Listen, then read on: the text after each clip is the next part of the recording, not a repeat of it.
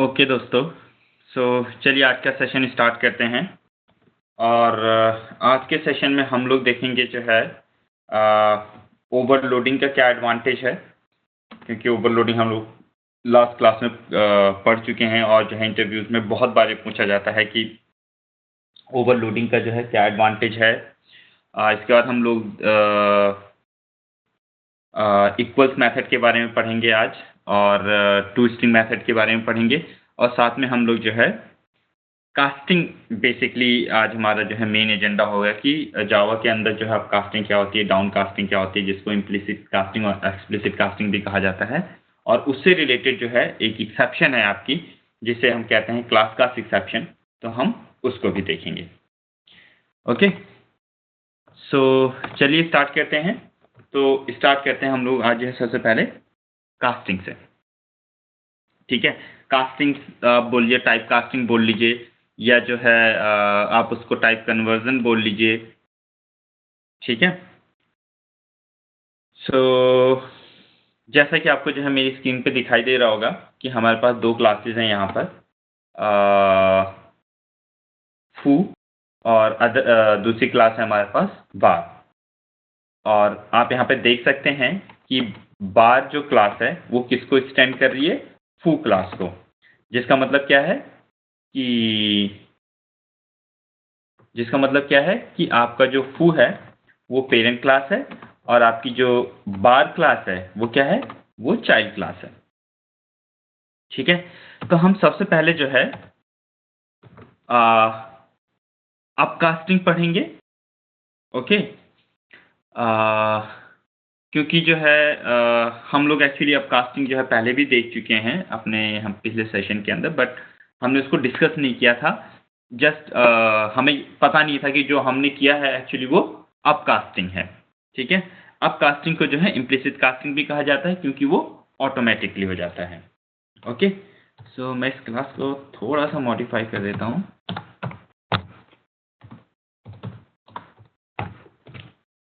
इसकी अभी जरूरत नहीं, बट नेक्स्ट एग्जांपल के लिए जो है मैंने इसको मॉडिफाई कर दिया है।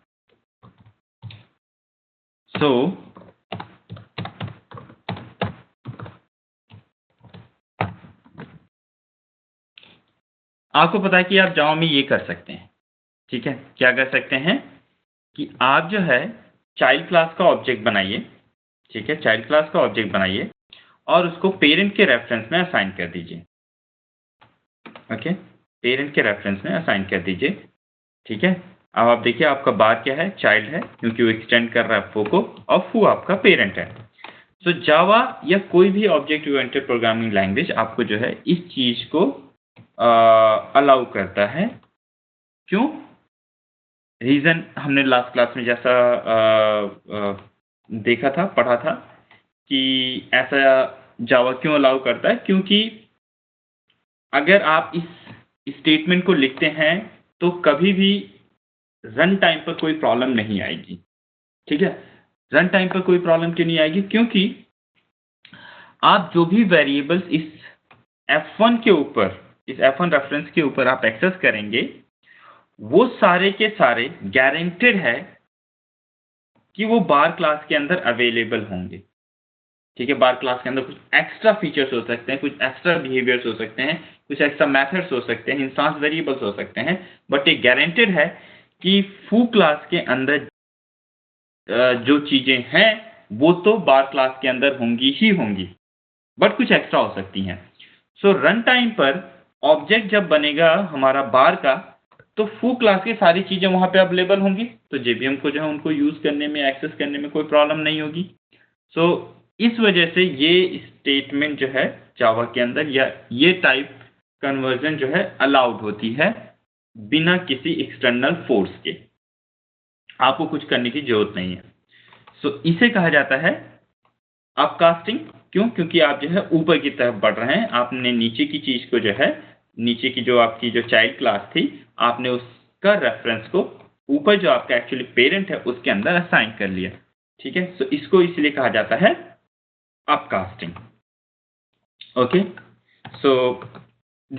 ये तो काफी जो है सिंपल कॉन्सेप्ट रहा। मेनली आज हमें जो देखना है वो हमें सीखना है डाउनकास्टिंग। ठीक है, डाउनकास्टिंग क्या है देखिए, बार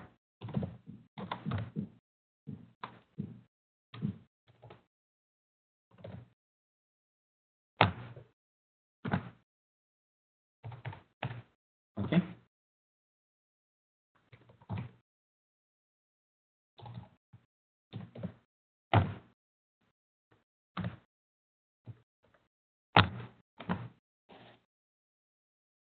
ओके। अब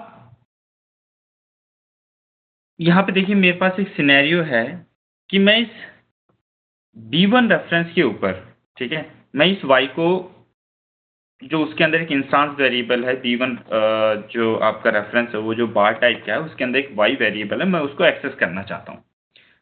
ओके, सो मैंने यहाँ पे ऐसे कर दिया, कोई प्रॉब्लम नहीं है, जैसे कि आपको दिखाई दे रहा है B1.y = 34। Okay, good. बट जब इस B1 के अंदर मैं F1 का रेफरेंस असाइन कर रहा हूं तो कंपाइलर मुझे कंपाइल टाइम एरर दे रहा है। ठीक है, क्या एरर दे रहा है, पढ़िए, कैन नॉट कन्वर्ट फ्रॉम फू टू बार। ठीक है, कैन नॉट कन्वर्ट फ्रॉम फू टू बार। अब ये चीज जो हमने लास्ट क्लास में अपना जो है पढ़ा था कि जावा आपको ये अलाउ नहीं करता है, ओके, जावा आपको अलाउ नहीं करता है कि आप पेरेंट क्लास का F1 जो है आपका क्या टाइप का है, फू टाइप का है, यानी पेरेंट है, पेरेंट टाइप के रेफरेंस को चाइल्ड क्लास के रेफरेंस में, बार आपका जो चाइल्ड है, देखिए बार जिसका रेफरेंस B1 है, उसके अंदर आप उसको असाइन करें। सो आपको क्या अलाउ नहीं करता है, जावा आपको ये अलाउ नहीं करता है कि आप पेरेंट क्लास के रेफरेंस को चाइल्ड क्लास के रेफरेंस में असाइन कर दीजिए। ओके, ये जावा के अंदर अलाउड नहीं है। क्यों अलाउड नहीं है, ये आपको पता है, हमने लास्ट क्लास में डिस्कस किया था कि ऐसा क्यों नहीं होता है। सो इसलिए आपका जो कंपाइलर है वो एरर दे रहा है। बट यहां पर एक प्रोविजन है जिसके थ्रू आप कंपाइलर को जो है बोल सकते हैं कि भाई आप यहां पे हमें एरर मत दीजिए। ठीक है, और वो प्रोविजन क्या है, ये। ठीक है दोस्तों, और इसको कहा जाता है डाउनकास्टिंग और एक्सप्लिसिट कास्टिंग और फोर्सफुल कास्टिंग। ठीक है, आपके कंपाइलर ने जो है, आपका कंपाइलर इस स्टेटमेंट में एरर दे रहा था, वो इसको कंपाइल करना नहीं चाहता था, बट आपने कंपाइलर को जो है बोला है I will take care, don't worry about it. ठीक है, सो आपने जो है इसको इस तरीके से लिखा, ब्रैकेट्स के अंदर जिस क्लास के अंदर आप उसको जो है कास्ट करना चाहते थे, ठीक है, इस रेफरेंस को, ये जो रेफरेंस वेरिएबल है आपका, इसको जिस टाइप में आप कास्ट करना चाहते थे, आपने देखिए ब्रैकेट के अंदर उसके सामने लिख दिया है। इस चीज को एक्चुअली डाउन कास्टिंग कहा जाता है। इसको जो है डाउन कास्टिंग कहा जाता है और एक्सप्लिसिट कास्टिंग कहा जाता है। ओके,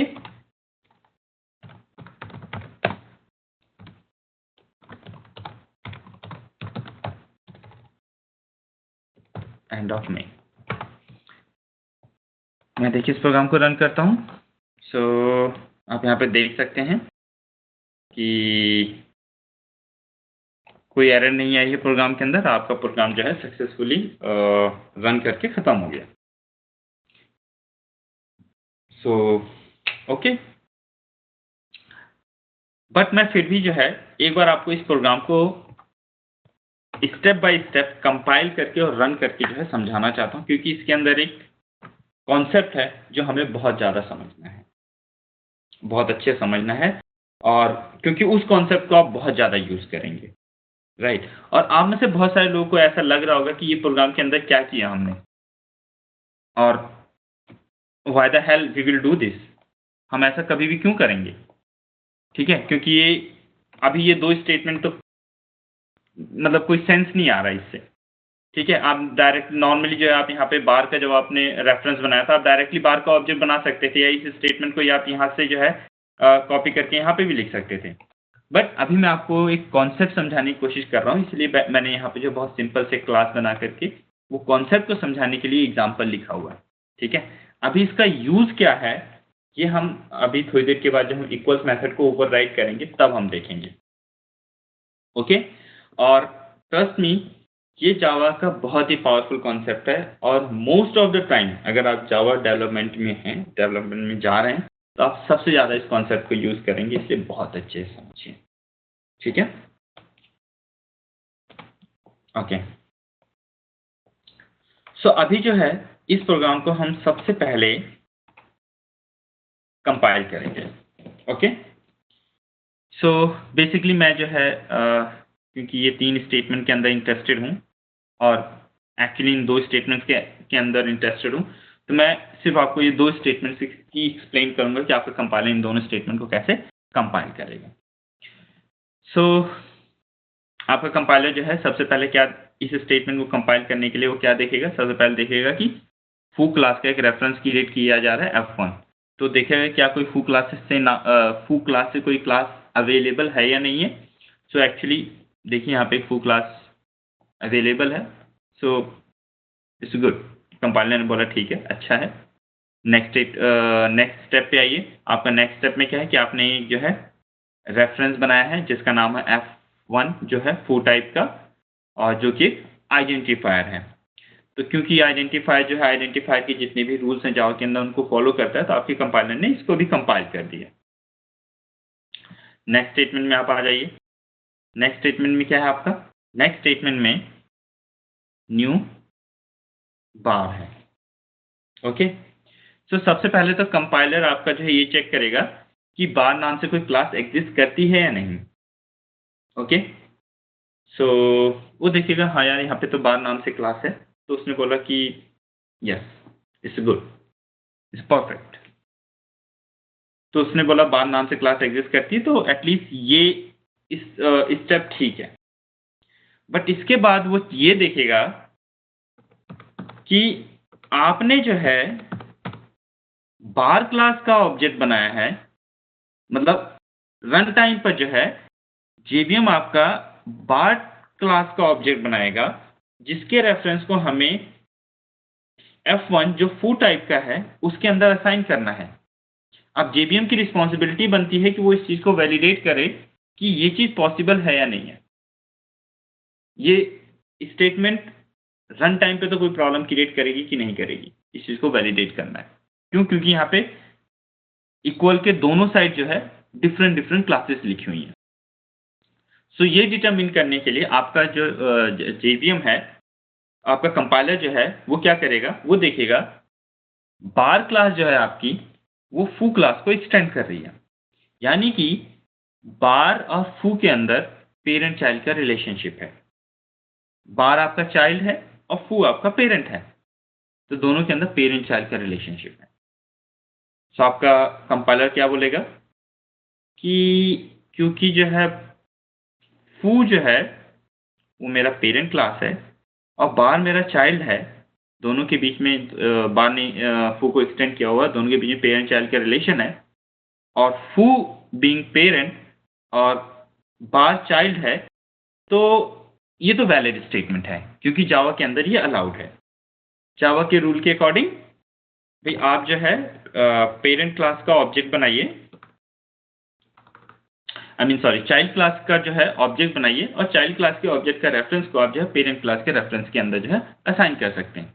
तो आपके जेवीएम ने बोला यार ये स्टेटमेंट तो ठीक है, इसमें कोई प्रॉब्लम नहीं है। ओके, नेक्स्ट स्टेटमेंट में आ जाइए आप। नेक्स्ट स्टेटमेंट में अब आपके कंपाइलर को इस स्टेटमेंट को वैलिडेट करना है। आपका कंपाइलर देखेगा कि भाई आपने जो है F1 जो फू टाइप का रेफरेंस है, ठीक है, उसको आपने जो है B1 के रेफरेंस के अंदर जो बार टाइप का है उसके अंदर असाइन किया हुआ है। ओके, अब पेरेंट आपका जो कंपाइलर है वापस से ये फू क्लास और बार क्लास के अंदर रिलेशनशिप चेक करेगा कि इन दोनों के बीच में क्या रिलेशन है, और आपका कंपाइलर देखता है कि दोनों के बीच में पेरेंट चाइल्ड से रिलेशनशिप है। ओके, बट F1 जो किस टाइप का है, फू टाइप का है, वो पेरेंट है, और B1 जो बार टाइप का है वो चाइल्ड है। ओके, B1 जो बार टाइप का है वो क्या है, वो चाइल्ड है। तो as per rule of Java ये तो अलाउड नहीं है। ठीक है, क्या अलाउड नहीं है? ये अलाउड नहीं है कि आप पेरेंट क्लास के रेफरेंस को, ठीक है, F1 जो पेरेंट क्लास का है, पेरेंट क्लास के रेफरेंस को आप चाइल्ड क्लास के ऑब्जेक्ट में असाइन कर दीजिए।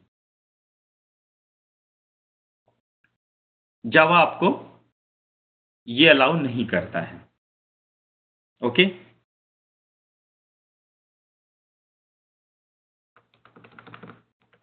ये प्रॉब्लमैटिक कोड है, जावा आपको अलाउ नहीं करता है।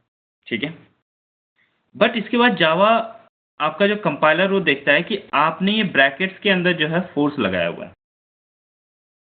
आपने कंपाइलर को बोला कि मुझे मालूम है ये अलाउड नहीं है, इसके अंदर, इस कोड के अंदर प्रॉब्लम हो सकती है। ठीक है, और अगर कोई भी प्रॉब्लम होती है तो I am completely aware of it, मुझे मालूम है, और मैं ये अपनी नॉलेज से कर रहा हूँ। मुझे मालूम है कि इस कोड के अंदर कुछ प्रॉब्लम हो सकती है, but I am ready to take the risk. ये जो आपने ब्रैकेट के अंदर ये बार लिखा है, इसके थ्रू आपने अपने कंपाइलर को ये बोला है। ठीक है, तो आपका कंपाइलर फिर भी बोलेगा कि देखो भाई, इसमें रिस्क वाला कोड है कि आप जो है पेरेंट के रेफरेंस को, ठीक है, पेरेंट के रेफरेंस को आप जो है चाइल्ड के रेफरेंस के अंदर असाइन कर रहे हैं, और ये रिस्की वाला कोड है। क्यों? क्योंकि ये जो F1 है, ये जो आपका F1 है, F1 जो है ये फू क्लास के ऑब्जेक्ट को भी पॉइंट कर सकता है, और बार क्लास के ऑब्जेक्ट को भी पॉइंट कर सकता है। ठीक है, ये रिस्की कोड है। क्यों रिस्की कोड है? क्योंकि ये जो F1 है, जो किस टाइप का है, फू टाइप का है, ये फू क्लास के ऑब्जेक्ट को भी पॉइंट कर सकता है, और बार क्लास के भी ऑब्जेक्ट को पॉइंट कर सकता है। अब अगर जो है इसने बार क्लास के ऑब्जेक्ट को पॉइंट किया तो आपका JVM टाइप कास्टिंग कर देगा, कन्वर्ट कर देगा बार के अंदर। बट अगर ये F1 फू क्लास के ऑब्जेक्ट को पॉइंट कर रहा होगा, फिर तो JVM नहीं कर पाएगा। ये तो रिस्की कोड है। बट आपने बोला है इसको यहाँ पे ब्रैकेट में लिख करके, कंपाइलर को बोला मुझे मालूम है ये सब, और मैं ये रिस्क लेने को तैयार हूँ, हम जो है इसको जो है रन टाइम पे देख लेंगे। तो आपके कंपाइलर ने बोला okay, if you are ready to take risk, no problem. So आपके कंपाइलर ने इस स्टेटमेंट को भी कंपाइल कर दिया, बट उस रिस्क की रिस्पॉन्सिबिलिटी आपने ले लिया है ये स्टेटमेंट लिख करके। इसके अंदर जो है कोई प्रॉब्लम नहीं आएगी, क्योंकि आपका कंपाइलर इस स्टेटमेंट को वैलिडेट करने के लिए कहाँ जाएगा, B1 किस टाइप का है, बार टाइप का है, तो वो बार क्लास के अंदर जाएगा, उसके अंदर देखिएगा y नाम से वेरिएबल है, तो उसने बोला ये वैलिड स्टेटमेंट है, कोई इशू नहीं। ओके, सो इस तरीके से आपका ये जो कोड है ये कंपाइल हो गया। आप चलिए इसको रन करते हैं स्टेप बाय स्टेप, और फिर देखते हैं क्या होगा।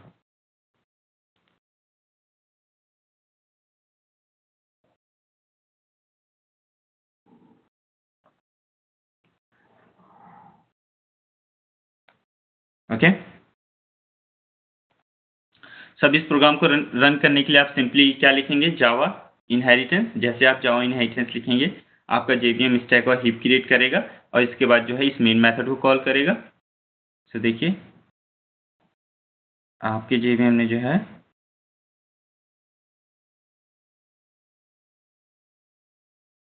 मेन मेथड को कॉल कर दिया उसने। इसके बाद क्या होगा, आपका JVM इस स्टेटमेंट में आएगा, यहाँ पर वो किसका ऑब्जेक्ट क्रिएट करेगा, बार का ऑब्जेक्ट क्रिएट करेगा। अब जब वो बार का ऑब्जेक्ट क्रिएट करेगा तो उसके अंदर क्या होगा, X एंड Y, तो दो इंस्टांस वेरिएबल हो गए देखिए हमारे ये। एक का नाम है आपका x और एक का नाम है y। इसके अंदर है 0, इसके अंदर 0, और इसका जो रेफरेंस है वो कहाँ पे आ जाएगा आपका f1 के अंदर। तो f1 रेफरेंस आपका कहाँ पे क्रिएट होगा स्टैक के अंदर, 0 1 1। सो ये f1 इसको पॉइंट करेगा। ओके, नेक्स्ट स्टेटमेंट में आ जाइए। नेक्स्ट स्टेटमेंट में क्या होगा, नेक्स्ट स्टेटमेंट में आपने अपने जेवीएम को बोला है कि f1, ये जो हमारा f1 है, जिस ऑब्जेक्ट को पॉइंट कर रहा है, ओके, आप उसको बार के अंदर कन्वर्ट कर दीजिए और उसके रेफरेंस को आप b1 के अंदर असाइन कर दीजिए। ओके, आपने अपने जेवीएम को क्या बोला कि f1 जिस ऑब्जेक्ट को रेफर कर रहा है उसके रेफरेंस को आप जो है बार के अंदर कन्वर्ट कर दीजिए और उसको जो है b1 के अंदर असाइन कर दीजिए जो कि बार टाइप का है। तो आपका जेवीएम इधर से जाएगा यहाँ से और वो देखेगा कि वो चेक करेगा कि f1 जो है किस ऑब्जेक्ट को रेफर कर रहा है। तो देखता है कि f1 एक्चुअली बार टाइप के ऑब्जेक्ट को ही रेफर कर रहा है। ओके, बार टाइप के ऑब्जेक्ट को ही रेफर कर रहा है। तो उसने बोला ओके, नो प्रॉब्लम, क्योंकि f1 जो एक्चुअली बार टाइप के ऑब्जेक्ट को ही रेफर कर रहा है और आप मुझसे जो है बार टाइप में ही कन्वर्ट करने के लिए बोल रहे हैं, तो मैं कर देता हूँ, नो प्रॉब्लम। तो वो क्या करेगा, एक और रेफरेंस क्रिएट करेगा। कहाँ पे क्रिएट करेगा, अगेन आपका स्टैक के अंदर क्रिएट करेगा और f1 की जो वैल्यू है वो किसके अंदर असाइन कर देगा, कॉपी कर देगा b1 के अंदर। तो f1 के अंदर 0 1 1 है, तो इस b1 के अंदर भी क्या आ जाएगा आपका 0 1 1। दैट मीन्स आपका ये जो b1 है वो इस मेमोरी लोकेशन को रेफर करने लगेगा। इट मीन्स सेम ऑब्जेक्ट को ही रेफर करने लगेगा। ओके, समझ में आ गया। अभी आप नेक्स्ट स्टेटमेंट में आ जाइए।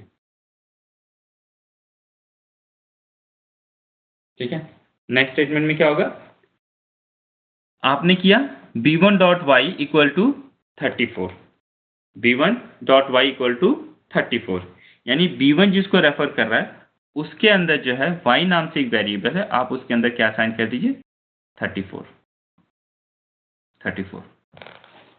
कंपाइलर ने वहां पे 34 असाइन और जेवीएम ने वहां पे 34 असाइन कर दिया। उसने बोला ओके, और आपका इसके बाद जेवीएम ये स्टेटमेंट एग्जीक्यूट करेगा और आपका प्रोग्राम खत्म हो जाएगा। तो ये हैप्पी सिनेरियो था, इसके अंदर कोई प्रॉब्लम नहीं है, कोई इशू नहीं है। ओके, गुड, आई होप आपको समझ में आया होगा। अब इस प्रोग्राम के अंदर हम थोड़ा सा चेंज करते हैं। मैं यहां पे कर देता हूं फू। ओके,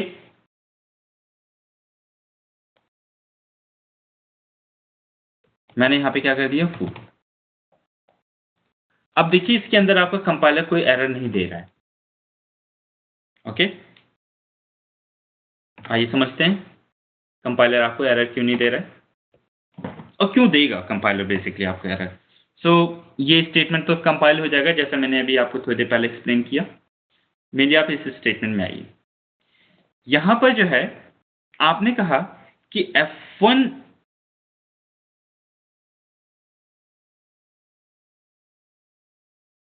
जिस ऑब्जेक्ट को रेफर कर रहा है उसको आप जो है b1 में असाइन कर दीजिए जो कि बार टाइप का है। ओके,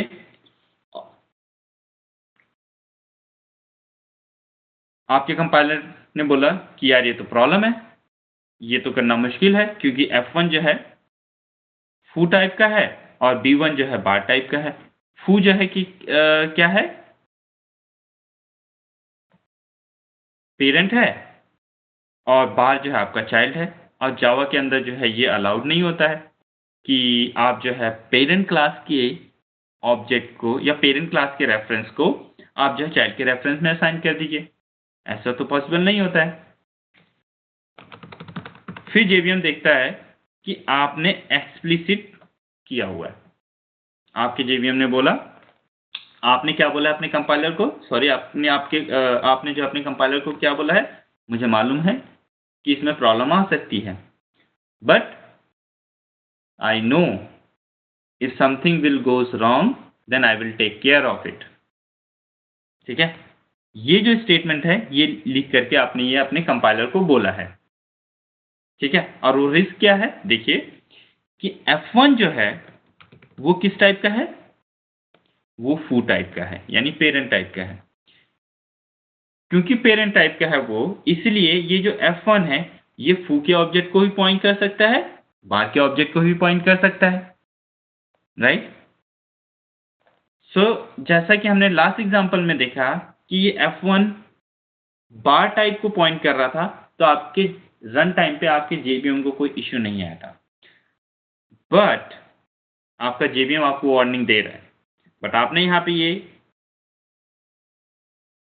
स्टेटमेंट लिख करके अपने JVM को बोला कोई प्रॉब्लम नहीं है, आप कंपाइल कर दो, मैं रन टाइम पे इसको देख लूंगा।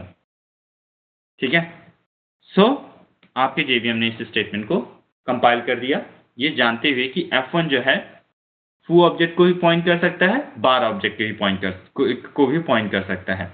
बट क्योंकि JVM ऑब्जेक्ट क्रिएट नहीं करता है, ठीक है, तो उसके पास ऑब्जेक्ट की इंफॉर्मेशन नहीं होती है, तो वो 100% गारंटी के साथ ये नहीं कह सकता है कि F1 किस ऑब्जेक्ट को पॉइंट करेगा रन टाइम पर। बट आपने यहाँ पे जो है गारंटी ली है, एश्योरेंस दिया है कंपाइलर को कि आप कंप्लीटली अवेयर हैं कि आप क्या लिख रहे हैं, और अगर कुछ भी प्रॉब्लम होगा तो आप उसको हैंडल कर लेंगे। तो आपके कंपाइलर ने बोला ठीक है, ओके। अब हम इसको रन करते हैं और फिर देखते हैं क्या होता है। अभी अगेन इस प्रोग्राम को रन करने के लिए आप क्या लिखेंगे, जावा इनहेरिटेंस। जैसे ही आप जावा इनहेरिटेंस लिखेंगे क्या होगा,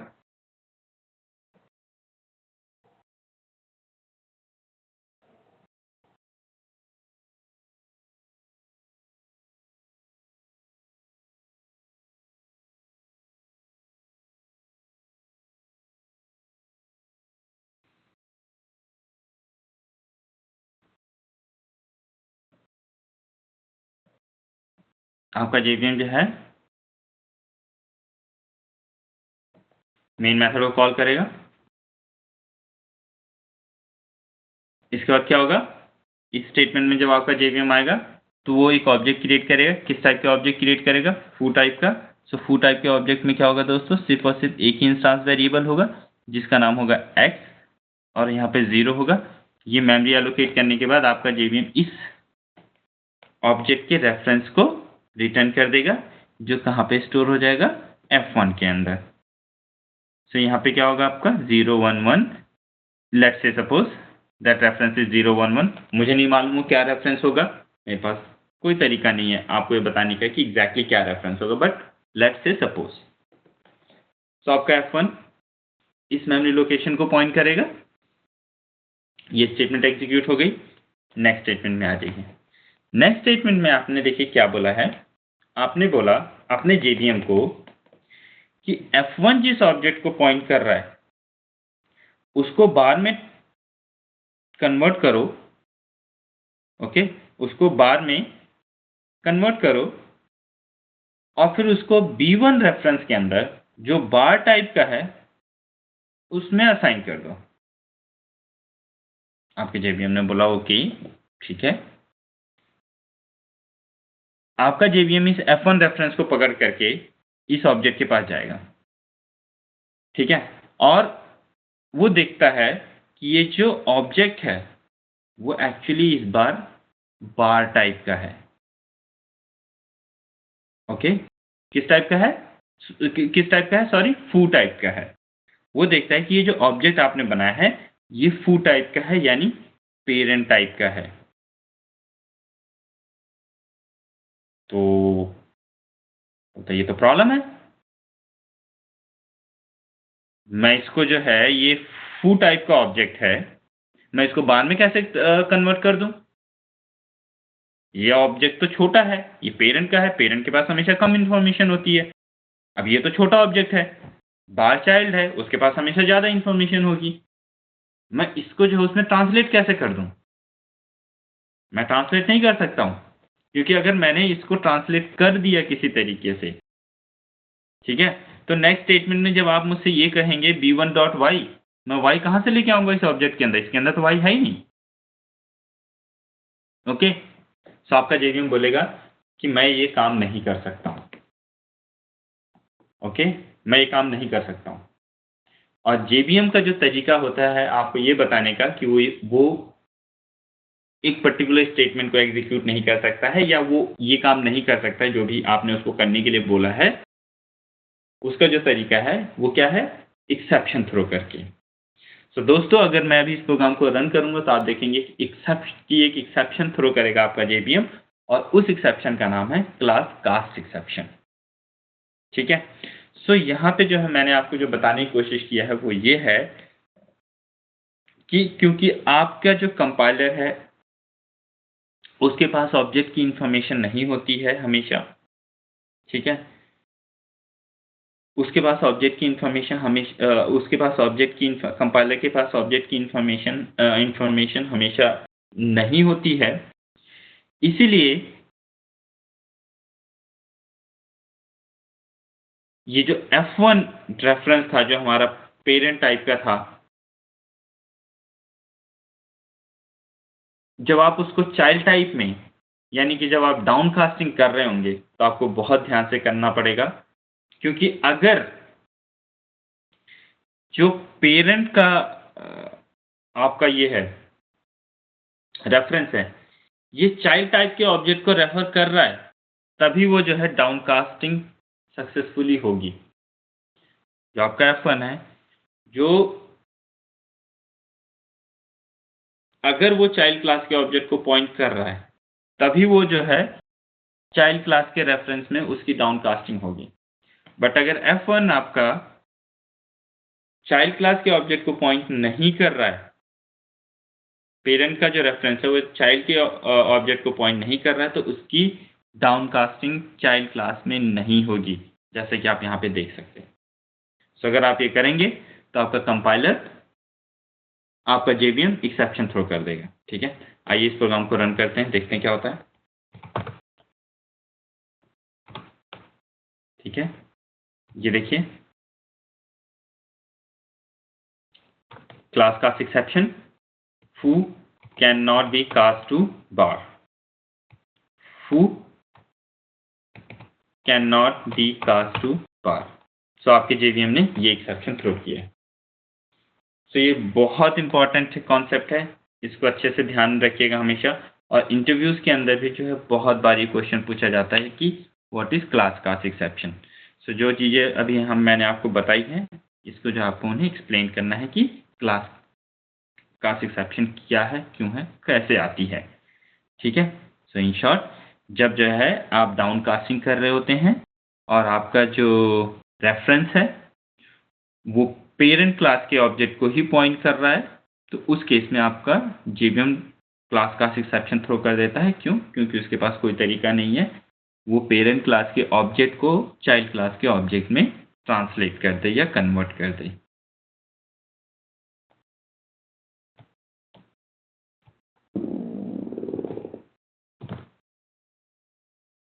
ओके।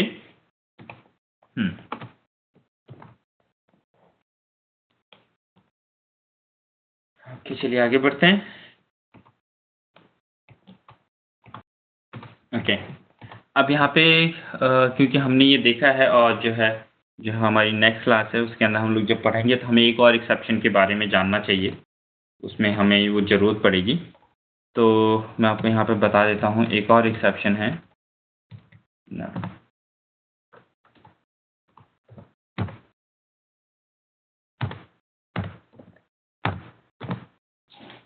ओके, ये देखिए क्या है,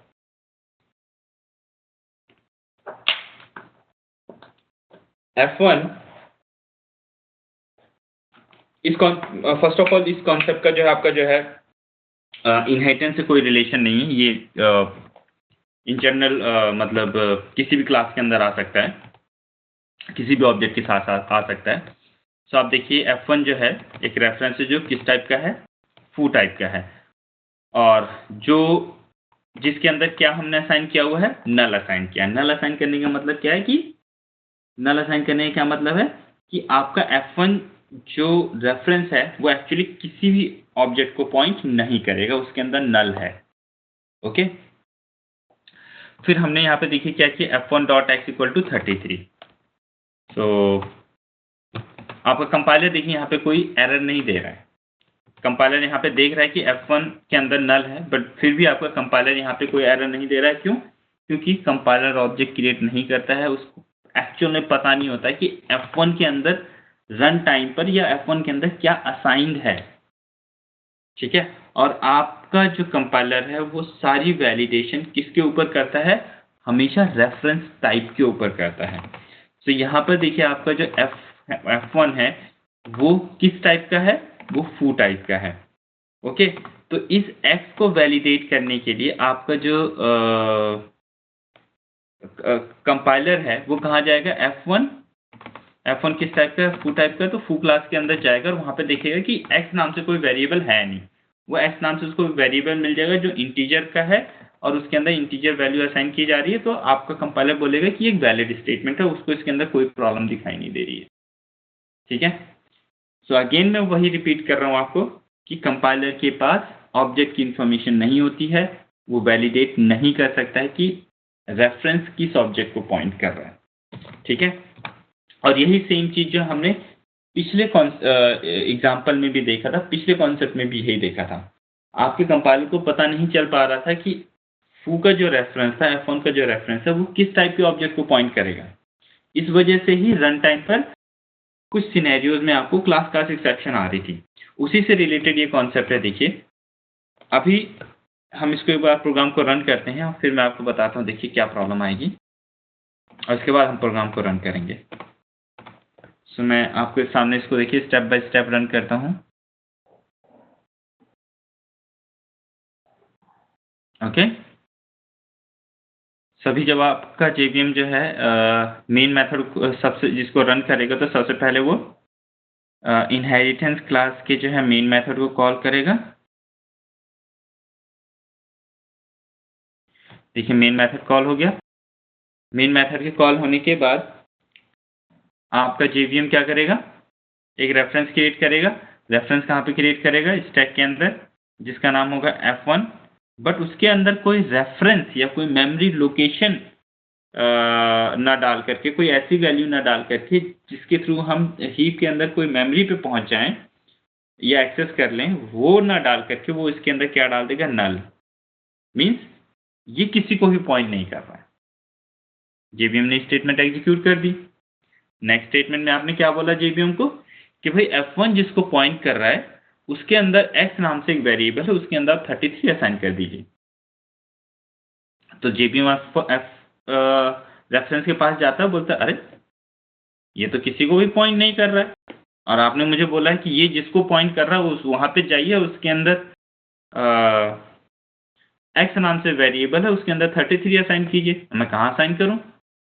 मेमोरी तो एलोकेट ही नहीं हुई है, मैं असाइन कहाँ पे करूंगा? तो आपका JVM बोलता है भाई मैं ये स्टेटमेंट एग्जीक्यूट नहीं कर सकता हूँ। I can not execute this statement, it has some flaw. Okay, so अब JVM का क्या तरीका है ये बताने का कि उसको कुछ प्रॉब्लम है, वो उस स्टेटमेंट को एग्जीक्यूट नहीं कर सकता है? एक्सेप्शन थ्रो करके। सो आपका JVM इस पॉइंट पर एक एक्सेप्शन थ्रो कर देगा और उस एक्सेप्शन का नाम है null point exception. Very important exception from interview point of view. So देखिए ये आपका नल पॉइंट एक्सेप्शन। ओके, ये देखिए आपका नल पॉइंट एक्सेप्शन। ओके, सो ये आपका नल पॉइंट एक्सेप्शन हो गया। अभी चलिए नेक्स्ट कॉन्सेप्ट। ओके,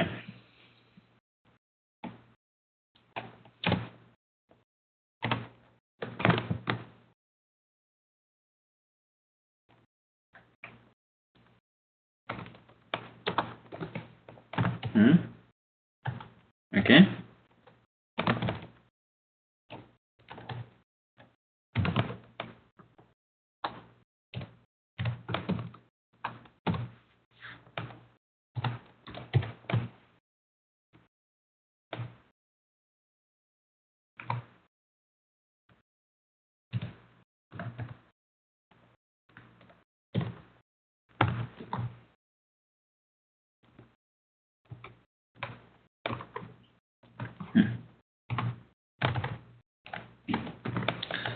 अब हम देखने जा रहे हैं कि इक्वल ऑपरेटर और इक्वल मेथड में क्या डिफरेंस होता है।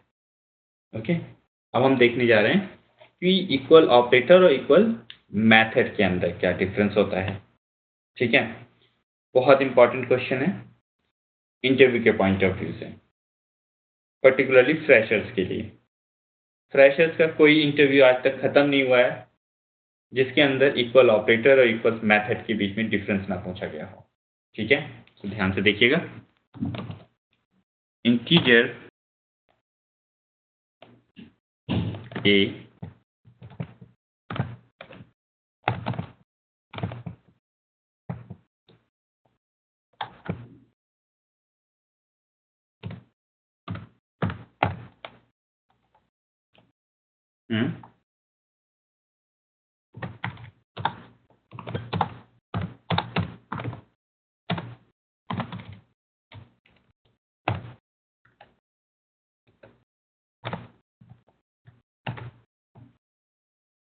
थ्री फोर वहाँ पे भी हो गया, सो मैं यहाँ पर चेंज करता हूँ ताकि किसी को कुछ कंफ्यूजन ना हो। I mean I can write anything, this has nothing to do with the values.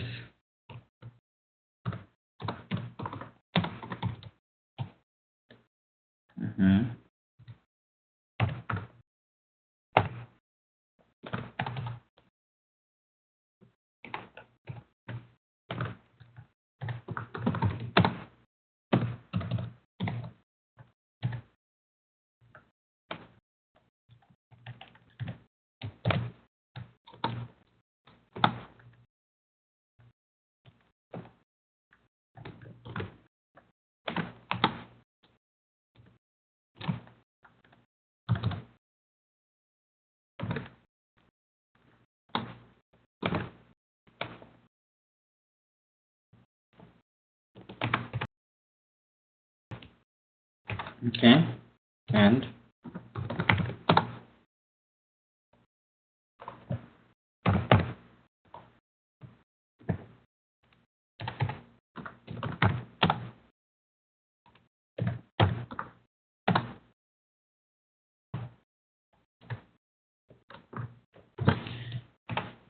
okay, so question ये है कि अगर मैं आप इस प्रोग्राम को रन करूं आपके लिए तो क्या आउटपुट होगा। अगर हम इस प्रोग्राम को रन करेंगे तो इसका आउटपुट क्या होगा। ठीक है, वीडियो को 1 मिनट पॉज कीजिए और फिर सोच के बताइए इसका आउटपुट क्या होगा और फिर आगे देखिएगा। रन करता हूं, देखिए आउटपुट क्या है, फॉल्स, फॉल्स एंड फॉल्स। ये स्टेटमेंट भी फॉल्स है, इस स्टेटमेंट का भी आउटपुट फॉल्स है और इस स्टेटमेंट का भी आउटपुट फॉल्स है। ओके, सो ये स्टेटमेंट तो जस्ट मैंने आपको जो है समझाने के लिए लिखी है इक्वल ऑपरेटर के बारे में, बट क्वेश्चन आपसे जो इंटरव्यूज में पूछा जाता है वो ये दोनों पूछा जाता है कि बताइए इस F1 इक्वल्स इक्वल्स F2 और F1 डॉट इक्वल्स F2 का आउटपुट क्या होगा। ठीक है, आप में से बहुत सारे लोग का आंसर ये होता है कि ये जो स्टेटमेंट है इसका जो आउटपुट होगा वो फॉल्स होगा, बट डॉट इक्वल्स जो मेथड है इसका जो आउटपुट होगा ये ट्रू होगा। ठीक है, F1 डॉट इक्वल्स F2 इसका जो आउटपुट होगा वो ट्रू होगा। आप में से बहुत सारे लोग ऐसा आंसर देते हैं हम लोगों को, बट ऐसा नहीं है, ये दोनों का ही आउटपुट जो है फॉल्स होगा। अब क्यों होगा वो अभी हम देखेंगे, डिस्कस करेंगे। और जो लोग ये बोलते हैं कि इस स्टेटमेंट का जो आउटपुट होगा वो ट्रू होगा, वो इसलिए बोलते हैं क्योंकि वो बोलते हैं कि इक्वल मेथड तो वैल्यूज को चेक करता है। ठीक है, अब इक्वल मेथड क्या चेक करता है, कैसे चेक करता है, वो अभी हम लोग स्टेप बाय स्टेप करके देखते हैं। अब हम इस प्रोग्राम को स्टेप बाय स्टेप करके रन करेंगे। ओके, सो उससे पहले एक और स्टेप देख लेते हैं यहाँ पे, equals open declaration, okay, at source Java. So actually मैं जो है आपको पता होगा कि जो आप जेडीके इंस्टॉल करते हैं अपने प्रोग्राम के अंदर, अपने सिस्टम के अंदर, उसके उस जेडीके फ़ोल्डर के अंदर एक एसआरसी करके फ़ोल्डर होता है, ठीक है? एक ज़िप फ़ाइल होती है, src.zip फ़ाइल होती है। आप उस ज़िप फ़ाइल को इक्लिप्स के अंदर अटैच कर सकते हैं, ओके? जब आप इसको इक्लिप्स के अंदर अटैच कर देंगे, तो क्या होगा कि आप जो है डायरेक्टली जो जावा लाइब्रेरीज़ की जो क्लासेस हैं, उनका सोर्स कोड देख सकते हैं, ठीक है? अभी देखिए, अगर मैं यहाँ पे f1 डॉट इक्वल्स करके जो है ओपन इम्प्लीमेंटेशन करूँगा, तो मेरा ये इक्वल्स मेथड को डायरेक्टली ओपन कर देगा, ओके? सो ये देखिए मेरा इक्वल्स मेथड है। सो हम अभी देखते हैं, ओके। अब यहाँ पे मैं एक और चीज़ जो है बताना चाहूँगा कि आप में से बहुत सारे लोगों को पता है ये, हम जो है, मैं स्टार्टिंग से आपके साथ डिस्कस कर रहा हूँ कि एक रेफरेंस के ऊपर सिर्फ़ और सिर्फ़ उन मेथड्स को ही कॉल किया जा सकता है जो उस क्लास के अंदर डिक्लेयर हैं, डिफाइंड हैं, ओके? सो ये देखिए जो आपका f1 है, इस f1 के ऊपर मैंने इक्वल्स मेथड को कॉल किया है और आपका कंपाइलर यहाँ पे कोई एरर नहीं दे रहा है, ठीक है? इसका मतलब क्या है कि f1 ये जो foo है, foo क्लास के अंदर इक्वल्स मेथड है कहीं ना कहीं। अब यहाँ पे इक्वल्स मेथड तो आपको दिखाई नहीं दे रहा है, तो ये इक्वल्स मेथड कहाँ से आ गया भाई? Yes, you are right. So equals method कहाँ से आया आपका? ऑब्जेक्ट क्लास से, क्योंकि हमें पता है कि जावा की हर एक क्लास ऑब्जेक्ट क्लास को जरूर एक्सटेंड करती है। अगर वो किसी और क्लास को एक्सटेंड नहीं कर रही है, तो वो किसको एक्सटेंड कर रही होगी? ऑब्जेक्ट क्लास को, ओके? सो बिकॉज यहाँ पे जो है आपको नहीं, यहाँ पे नहीं लिखा है, लेकिन फिर भी आपको दिख रहा होगा, क्या दिख रहा है? foo extends object. सो ये इक्वल्स मेथड ऑब्जेक्ट क्लास के अंदर है, सो वो एक्सटेंड होकर के foo क्लास के अंदर आ गया है, इस वजह से हम f1 डॉट इक्वल्स कॉल कर पा रहे हैं, ओके? सो आइए इस प्रोग्राम को जो है हम लोग रन करेंगे स्टेप बाय स्टेप। बहुत छोटा सा कॉन्सेप्ट है, लेकिन बहुत ही इंपॉर्टेंट कॉन्सेप्ट है,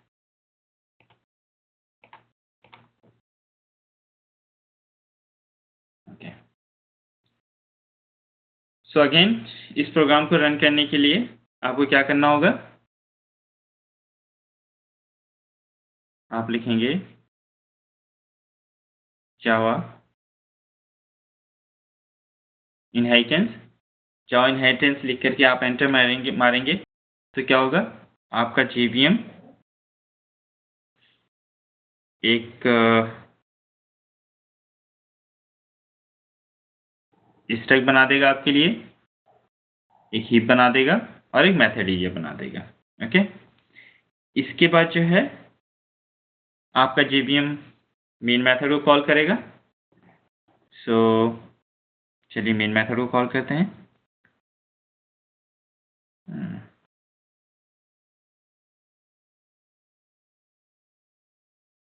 मेन मेथड कॉल हो गया आपका। अभी जो है आपका जेवीएम इस स्टेटमेंट को एग्जीक्यूट करेगा। सो अभी जब वो इस स्टेटमेंट को एग्जीक्यूट करेगा तो क्या होगा? आपने जेवीएम को बोला है ये लोकल वेरिएबल्स हैं। सो जैसा कि मैंने आपको बताया है, लोकल वेरिएबल्स हमेशा कहाँ क्रिएट होते हैं? स्टैक के अंदर क्रिएट होते हैं, चाहे वो प्रिमिटिव टाइप लोकल वेरिएबल हो या आपका रेफरेंस हो, वो हमेशा कहाँ क्रिएट होगा? स्टैक के अंदर, हीप के अंदर सिर्फ और सिर्फ ऑब्जेक्ट्स क्रिएट होते हैं। सो जब ये स्टेटमेंट एग्जीक्यूट होगी तो क्या होगा? आपका जेवीएम एक लोकल वेरिएबल क्रिएट करेगा, ए इंटीजर टाइप का, और उसके अंदर जो है क्या वैल्यू असाइन करेगा? 3 का बाइनरी असाइन करेगा। अब बाइनरी का मतलब 3 का बाइनरी क्या होता है? 1 1। यस,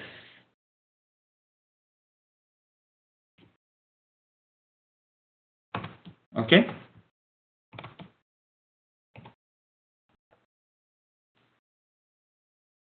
ओके, सो यहाँ पे क्या होगा? आपका JVM क्या साइन करेगा, 1 1 and after that 0 0 like that. Next जो है, नेक्स्ट स्टेटमेंट में आपने क्या बोला, एक और लोकल वेरिएबल क्रिएट कीजिए b, और उसके अंदर जो है क्या साइन कर दीजिए, 4। अब 4 का बाइनरी क्या होता है,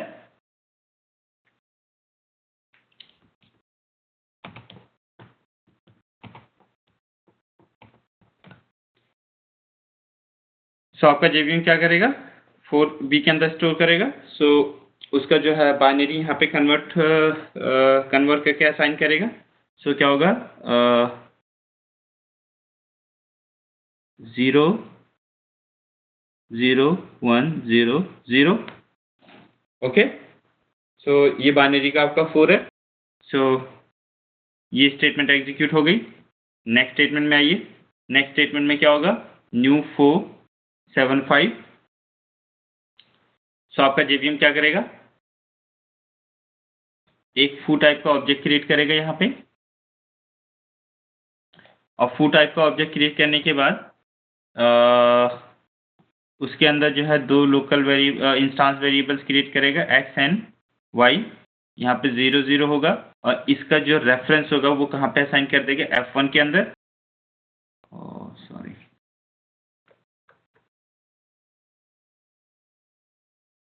f1 के अंदर असाइन करेगा।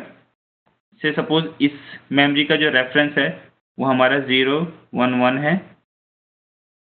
दैट मीन्स ये इसको रेफर करेगा। ये आपका f1 ऑब्जेक्ट क्रिएट हो गया, राइट, आई एम सॉरी। सो इसके बाद जो है ये ऑब्जेक्ट क्रिएट करने के बाद जो है आपका JVM क्या करेगा, इसके कंस्ट्रक्टर को कॉल करेगा, और सब वो कंस्ट्रक्टर कॉल होगा। मैं उसको रन करके आपको नहीं दिखा रहा हूँ क्योंकि हम लोग इस चीज़ को डिस्कस कर चुके हैं, सो आपको पता होगा। सो जब ये कंस्ट्रक्टर कॉल होगा तो क्या होगा, इवेंचुअली यहाँ पे जो है ये वैल्यू जो है आपका जो है m में गया है, और ये वैल्यू जो है आपका n के अंदर गया है, और ये m से x के अंदर आया है, y के अंदर आया है। सो यहाँ पे क्या होगा 7, और यहाँ पे क्या हो जाएगा आपका 5। ओके, सो ये स्टेटमेंट एग्जीक्यूट हो गई। सिमिलरली जब आपकी नेक्स्ट स्टेटमेंट एग्जीक्यूट होगी तो क्या होगा, आपका एक और ऑब्जेक्ट क्रिएट होगा जो किस टाइप का होगा, फू टाइप का ही होगा। तो अगेन इसके अंदर क्या होगा, x एंड y। आपका JVM इस ऑब्जेक्ट के रेफरेंस को कहाँ पे असाइन करेगा, f2 के अंदर।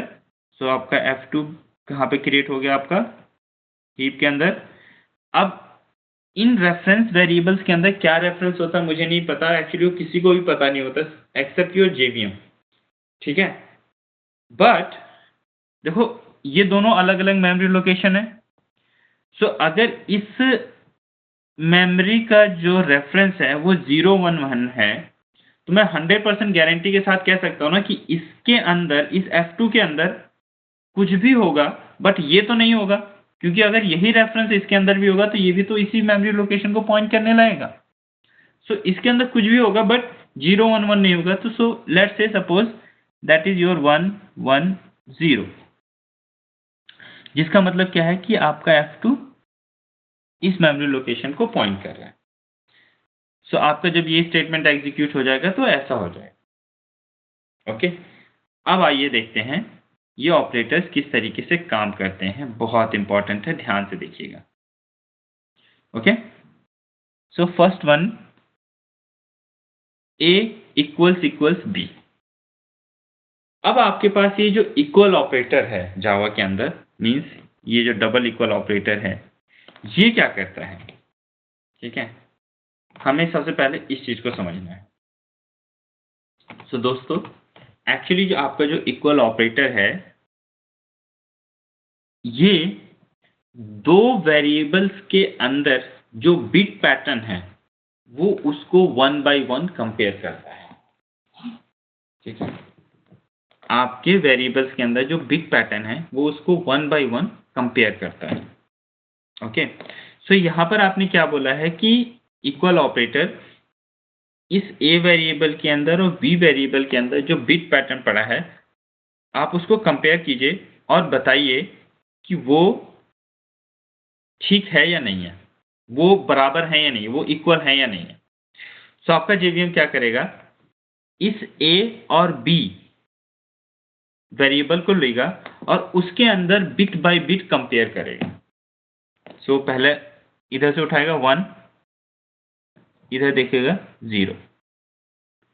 पहला बिट ही इक्वल नहीं है, वो आगे उसको कुछ चेक करने की जरूरत नहीं है, वो बोल देगा कि ए और बी इक्वल नहीं है, फॉल्स।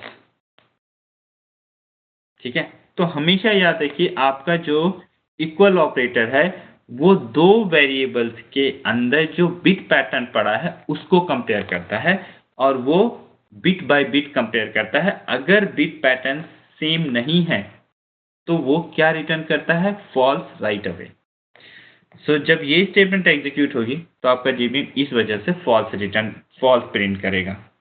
ठीक है, क्योंकि ए इक्वल्स बी इज फॉल्स, क्योंकि ए और बी के अंदर जो आपके वेरिएबल्स, इनके अंदर जो बिट पैटर्न है वो सेम नहीं है। वो सेम तभी होंगे जब उसके अंदर सेम वैल्यू हो। Okay, now let's look at the next statement. Okay, next statement में क्या होगा, नेक्स्ट स्टेटमेंट में क्या होगा, आपने कहा इक्वल ऑपरेटर, अब आप कंपेयर करो F1 और F2 वेरिएबल को। ओके, सो जैसा कि अभी हमने पढ़ा, इक्वल ऑपरेटर दो वेरिएबल्स के बिट पैटर्न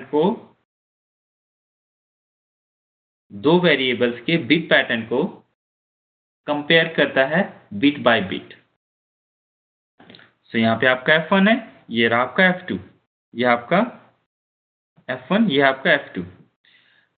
आपका इक्वल ऑपरेटर इसकी एक एक बिट को लेगा, एक पहली बिट को लेगा और इसकी पहली बिट के साथ कंपेयर करेगा, फिर इसकी दूसरी बिट को लेगा, फिर इसकी दूसरी बिट के साथ कंपेयर करेगा, और वो तब तक कंपेयर करता रहेगा जब तक कि वो सारे बिट्स खत्म ना हो जाए या कोई भी एक अनइक्वल ना मिल जाए।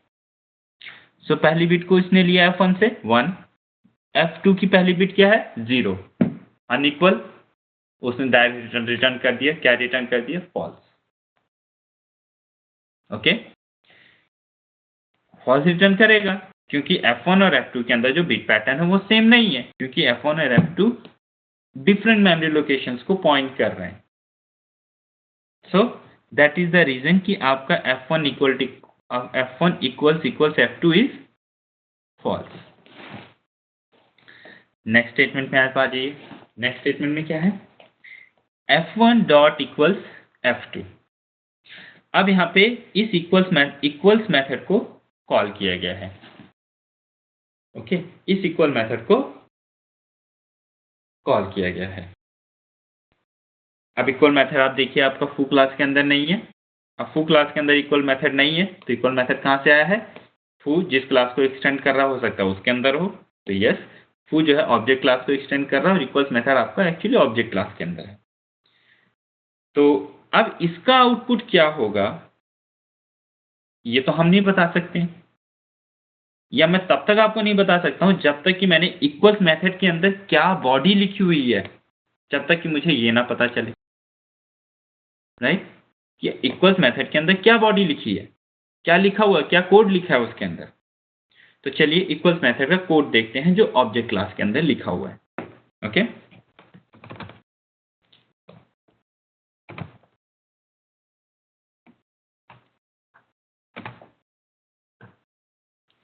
ये देखिए दोस्तों, ये आपका इक्वल्स मेथड है।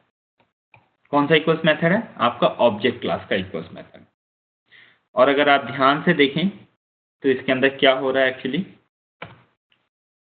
वही हो रहा है जो यहां पर हो रहा है।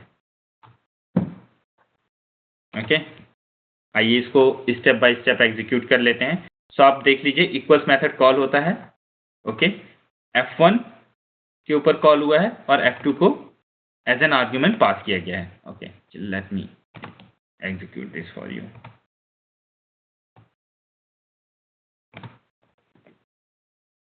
सो अभी आपका जेवीएम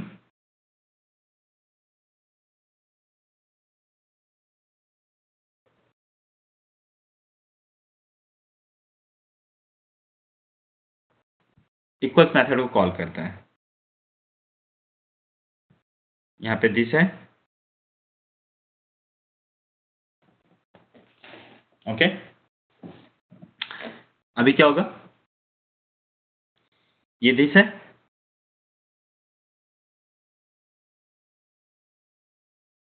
F1 के ऊपर आपने इक्वल्स मेथड को कॉल किया तो इक्वल्स मेथड कॉल हुआ, और जैसे कि आपको पता है जिस रेफरेंस के ऊपर मेथड को कॉल किया गया है उसका बाइनरी, उसका रेफरेंस कहाँ कॉपी हो जाता है, दिस के अंदर। सो F1 के अंदर जो बाइनरी पैटर्न पड़ा हुआ है, जो रेफरेंस पड़ा हुआ है, वो कहाँ पे कॉपी होगा, दिस के अंदर। सो F1 के अंदर क्या है, 0 1 1। सो यहाँ पे क्या कॉपी हो जाएगा, 0 1 1, विच मीन्स ये दिस इस ऑब्जेक्ट को पॉइंट करेगा। नेक्स्ट आ जाइए, इक्वल्स मेथड कॉल किया आपने और F2 रेफरेंस को आपने पास किया है। F2 रेफरेंस को जो आपने पास किया है वो कहां पे जाके स्टोर होगा, इक्वल्स मेथड के अंदर जो लोकल वेरिएबल डिक्लेयर है मेथड के अंदर। देखते हैं कौन सा क्या वेरिएबल डिक्लेयर है, ये आ जाइए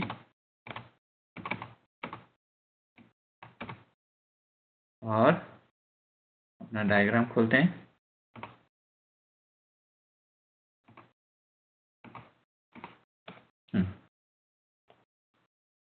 ये देखिए ओबीजे। सो वहां पे F2 का जो रेफरेंस है वो हमने कहां पे पास किया है, ओबीजे के अंदर। सो यहां पे क्या होगा, 1 1 1 0। इसका मतलब क्या है, एक्चुअली ओबीजे आपका इस ऑब्जेक्ट को पॉइंट करेगा। सो जब आपका ये स्टेटमेंट एग्जीक्यूट हो जाएगी तो ऐसा कुछ होगा, और इसके अंदर हमने कुछ भी अभी नया नहीं पढ़ा, ये सब मैं आपको बहुत दिन से जो है अच्छे तरीके से बताने की कोशिश कर रहा हूँ, बता रहा हूँ। नेक्स्ट स्टेटमेंट में आ जाइए। आपने बोला आपके जेबीएम को कि रिटर्न कर दो this equals equals object. Equal operator को आपने कहा कि दिस के अंदर जो बिट पैटर्न पड़ा है उसको कंपेयर करो ओबीजे के बिट पैटर्न से। तो उसने बोला वो आपको इक्वल्स मेथड कंपेयर करेगा, बोले फर्स्ट बिट इज 1, इसका first bit is 0, not equal, तुरंत तो क्या रिटर्न करेगा, फॉल्स। यहां से फॉल्स रिटर्न हुआ, राइट, इक्वल्स मेथड से। और इसके बाद आपका ये मेथड जो है, ये मेथड फ्रेम आपका स्टैक से बाहर निकल जाएगा और आपका एग्जीक्यूशन वापस से कहां जाएगा, मेन मेथड के अंदर आएगा, राइट। सो क्योंकि वहां से फॉल्स रिटर्न हुआ तो आपका एक प्रिंट एलन के अंदर क्या प्रिंट होगा, फॉल्स। सो दोस्तों इस एग्जाम्पल के थ्रू मैं आपको जो बताने की कोशिश कर रहा हूं वो ये है कि बाय डिफॉल्ट ऑब्जेक्ट क्लास के अंदर जो इक्वल्स मेथड होता है, ठीक है, बाय डिफॉल्ट ऑब्जेक्ट क्लास के अंदर जो इक्वल्स मेथड होता है वो इक्वल ऑपरेटर का काम करता है, जैसा कि अभी आपने देख लिया है, आपको कोई डाउट नहीं रहना चाहिए।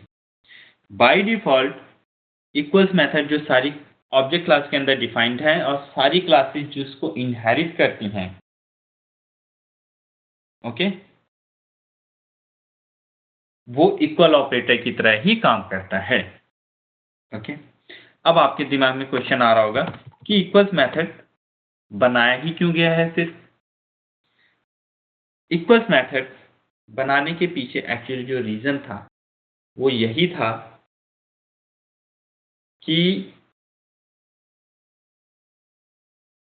आपका जो इक्वल्स मेथड है वो दो ऑब्जेक्ट्स की एक्चुअल वैल्यूज को कंपेयर करेगा, ठीक है। दो ऑब्जेक्ट्स के अंदर जाकर के जो वैल्यूज हैं, ठीक है, जो उसके अंदर जो पैरामीटर्स रहते हैं वो उनके बेसिस पे उनको कंपेयर करेगा और रिजल्ट रिटर्न करेगा।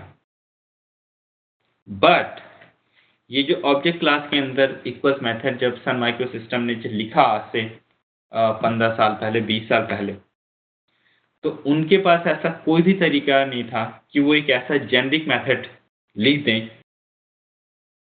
जो दुनिया के सारे ऑब्जेक्ट्स के लिए वैल्यूज के ऊपर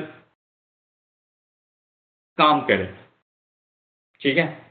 क्योंकि हर एक ऑब्जेक्ट अपने आप में डिफरेंट है और ऑब्जेक्ट्स हमारे कब इक्वल होंगे ये सन माइक्रोसिस्टम डिसाइड नहीं कर सकता है। वो मैं और आप डिसाइड कर सकते हैं जो उस क्लास को लिख रहे हैं, जो उस क्लास को बना रहे हैं।